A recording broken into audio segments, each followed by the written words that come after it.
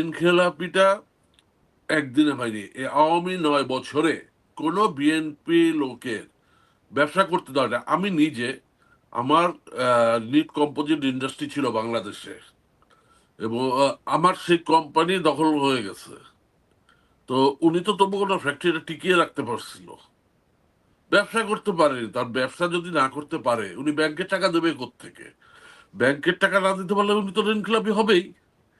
যখন পরিবেশ এসছে ব্যবসার, তখন উনি রিশিডিউল করে নিয়েছে। এরপরে যদি উনি ঋণখেলাপি হয়, তাহলে তখন আপনার সেই বিষয়টা আপনি করতে পারেন। শুভেচ্ছা সবাইকে।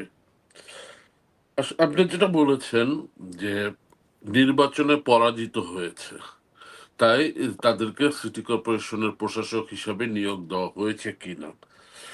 আহ, আপনি বলতে পারেন খুলনা 2 আসনে বিএনপি প্রার্থী নজরুল ইসলাম মঞ্জু সাহেব, উনি মার্জিনাল ভোটে ফেল করেছেন। আর মিরপুরে আপনাদের আমাদের মিল্টন অবশ্যই মার্জিনাল ভোটে ফেল করেছে। বাট আপনি যদি প্রকৃত চিত্র দেখেন, দু জায়গাতেই যে ইলেকশন ইঞ্জিনিয়ারিং কারণে বিএনপির প্রার্থী দুজন কিন্তু পরাজিত হয়েছে।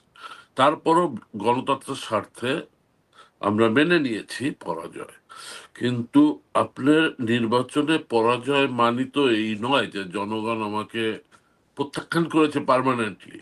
হয়তো আমার থেকে কিছু বেশি ভোট তারা পেয়েছে, আমাদের তো জামানত বাজেয়াপ্ত হয়নি। তো সেই ক্ষেত্রে এটা তো দোষের কিছু হ- নেই। আর হ্যাঁ, একটা দলে তো যোগ্য অনেক মেধাবী অনেক লোকই থাকে। তো সেই ক্ষেত্রে আপনার দলের সিনিয়র নেতৃবৃন্দ বা সর্বোচ্চ নীতি নির্ধারণ কমিটি সিদ্ধান্ত নিয়ে প্রশাসক নিয়োগ করেছে, এবং এটা কিন্তু খুব সাময়িক সময়ের জন্য। তো এখানে আমাদের মহাসচিব কিন্তু সুস্পষ্ট ভাষায় বলেছেন অতি দ্রুতই স্থানীয় সরকারের নির্বাচন হবে। বাট এই সামনে ধরেন রমজান মাসে বিভিন্ন জায়গায় গরুর হাটের একটা বিষয় আছে, যেগুলো সব জায়গায় এই সিটি কর্পোরেশন বা পৌরসভা এগুলো মেনটেন করে। তো এটি আপনার ইউনুস সরকার এই যে আমলাদেরকে দিয়ে চালানোর চেষ্টা করে, এই যে কি সমস্যাগুলো তৈরি হয়েছিল, এগুলো তো সবাই আমরা দেখেছি। তো ওটার জন্য সাময়িক, যেহেতু একটি গণতান্ত্রিক সরকার ক্ষমতায় এসছে, এই জন্য রাজনীতিবিদদেরকে দিয়ে জনগণের সাথে সম্পৃক্ততা আছে এরকমের লোক নিয়োগ দেওয়া হয়েছে। এখানে নির্বাচনে কে হেরে গেল কে জিতে গেল, এটাকে মুখ্য করে দেখা হয়নি। নাম্বার টু, ধরেন আমরা জনগণের সামনে একটি নির্বাচনী ইশতেহার দিয়েছি, আমাদের 5 বছরের পরিকল্পনার কথা আমরা জনগণকে জানিয়েছি, এবং জনগণ ওই হিসাবে আমাদেরকে ভোট দিয়েছে। তাহলে এখন আমরা তো জনগণকে মিথ্যা আশ্বাস দেইনি, আমরা যে আশ্বাসগুলো দিয়েছি সেগুলো বাস্তবায়ন করার জন্যই দিয়েছি। তো আপনি যদি উন্নত বিশ্বে পশ্চিমা বিশ্বগুলো দেখেন, ইভেন আপনি যে দেশে আছেন সেখানেও যদি দেখেন, একটি সরকার যখন নির্বাচনের মাধ্যমে, একটি দল যখন নির্বাচনের মাধ্যমে সরকার গঠন করে, তখন সে তো তার প্রতি অনুগত বিশ্বস্ত সৎ যোগ্য লোককেই প্রশাসনে পদায়ন করবে, যাতে তার দেওয়া ম্যানিফেস্টো, তার দেওয়া ওয়াদাগুলো সে নিরবিচ্ছিন্নভাবে দ্রুততার সাথে সম্পন্ন করতে পারে। আজকে দেখেন আপনি, এই যে বিএনপির চেয়ারম্যান মাননীয় প্রধানমন্ত্রী, উনি ফ্যামিলি কার্ডের ব্যাপারে বলেছিলেন, কিন্তু উনি কিন্তু আজকে কদিন, 10 দিন সরকারের বয়স, আগামী আর 10 দিনের মধ্যে উনি কিন্তু ফ্যামিলি কার্ড ডিস্ট্রিবিউশন শুরু করবে। তো এখানে যদি আমরা যেভাবে প্রশাসনকে বিন্যাস করা হয়েছে, এটা না করা হতো, তাহলে তো এটা আপনার সমস্যা বা স্যাবোটেজ হতো। কারণ এখানে তো দেখেন গত 15 বছর বা তারও বেশি সময়, আপনি 2008 থেকে যদি ধরেন, আওয়ামী লীগ যখন রাষ্ট্র ক্ষমতায় ছিল, তারা প্রতিটি পদে পদে একদম, শুধু আওয়ামী লীগ না, একদম স্পেসিফিক বাংলাদেশের একটি জেলার লোককে পদায়ন করেছে সব জায়গায়। তো ন্যাচারালি সেই লোক দিয়ে তো আমার নির্বাচনী ম্যানিফেস্টো বাস্তবায়ন করা সম্ভব হবে না। এই জন্য রুটিন বদলি হিসাবেই আমাদের বর্তমান প্রশাসন সরকার এই অদল বদল করেছে। তো এটাকে একদম আমি দলীয়করণ করা হয়েছে বলে আমি মানতে রাজি না। তো আমাদের বিবেচনায় যোগ্য লোককে আমরা বসিয়েছি, এবং ভারপ্রাপ্ত চেয়ারম্যান বলেছে 180 দিন দেখা হবে। তারা যদি দলীয় নেতার মতন আচরণ করে তাদেরকে সরিয়ে দেওয়া হবে। তো সুতরাং এটা নিয়ে আমার মনে হয় জনগণের সরকারকে সময় দেওয়া উচিত। আপনারা সবাই দেখেন, আমরাও দেখি, 180 দিন এটা তো খুব বেশি লম্বা সময় না, তারপরে ঠিক করা যাবে। তো আর আরেকটা কি প্রশ্ন ছিল আপনার? জি, আরেকটা ছিল যে চিফ প্রসিকিউটরের গভর্নরের বিষয়টা নিয়ে, সরি, গভর্নর নিয়োগ দেওয়া হয়েছে, যেটা নিয়ে ব্যাপক সমালোচনা শুরু হয়েছে, এবং এই সমালোচনার মধ্যে মামুন ভাই যেটা বললেন যে সরকারের উচিত ওনাকে সরিয়ে দেওয়া বা এখানে যোগ্য কাউকে নিয়ে নিয়ে আসা। এই বিষয়ে আপনি কি বলবেন? বদির আসলে জামিন নিয়েও কথা উঠতেছে, বদির জামিন নিয়েও কথা উঠছে, ওইটাও জিজ্ঞাসা করতে পারে, মামুন ভাই আছে, ওই মামুনের জি, সাহেব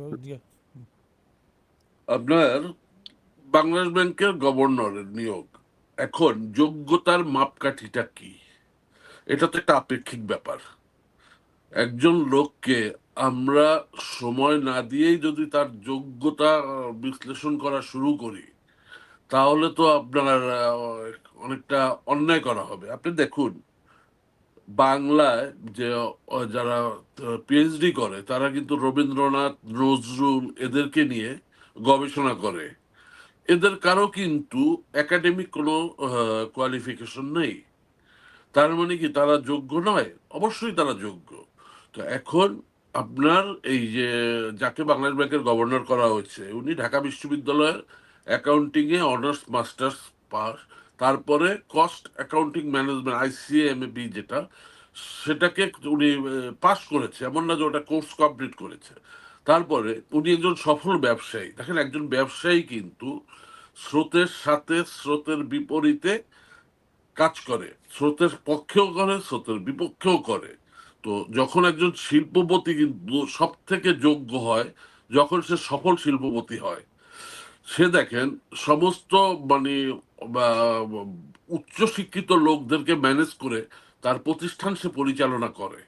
তো সেখানে বর্তমান সরকার তাকে বাংলাদেশ ব্যাংকের গভর্নর হিসেবে নিয়োগদান করেছে। তো সরকার তো নিশ্চয়ই এগুলো বিবেচনায় এনে নিয়োগদান করেছে।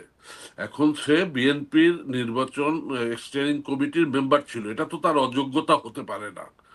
সে যদি সুষ্ঠু এবং যথার্থভাবে তার দায়িত্ব পরিচালনা করতে পারে, আর যদি সেটাই যেটা ব্যর্থ হয়, এটা যে তো মর্নিং শোজ দ্য ডে, 15 দিনেই বুঝে যাবে, এক মোশাররফ, মাসেই বুঝে নতুন যাবে। নতুন গভর্নরের বিষয়ে আরেকটা যেটা অভিযোগ যে ওনার কোম্পানির 86 কোটি টাকার মতো ঋণ খেলাপি রয়েছে, যেটা পুনঃতফসিল হয়েছে গত কয়েকদিন আগে মাত্র। তো একজন ব্যক্তি যিনি ঋণ খেলাপি, এরকম একজন ব্যক্তিকে আসলে গভর্নর নিয়োগ দেওয়া, তাও কেন্দ্রীয় ব্যাংকের, এটাকে কি আপনি আপনি খুব ভালো প্রশ্ন করেছেন। আপনি দেখুন, ওনার হলো 89 কোটি টাকা ঋণ খেলাপি বা 94 কোটি টাকা ঋণ খেলাপি। হ্যাঁ, কিন্তু উনি ঋণ খেলাপিটা একদিনে হয়নি, আওয়ামী 9 বছরে কোনো বিএনপি লোকের ব্যবসা করতে দেওয়া যায়। আমি নিজে, আমার নিট কম্পোজিট ইন্ডাস্ট্রি ছিল বাংলাদেশে, এবং আমার সেই কোম্পানি দখল হয়ে গেছে। তো উনি তো তবু কোনো ফ্যাক্টরিটা টিকিয়ে রাখতে পারছিল, ব্যবসা করতে পারেনি। তার ব্যবসা যদি না করতে পারে, উনি ব্যাংকের টাকা দেবে কোত্থেকে? ব্যাংকের টাকা না দিতে পারলে উনি তো ঋণ খেলাপি হবেই।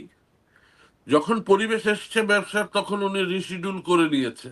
এরপরে যদি উনি ঋণ খেলাপি হয়, তাহলে তখন আপনার সেই বিষয়টা আপনি করতে পারেন।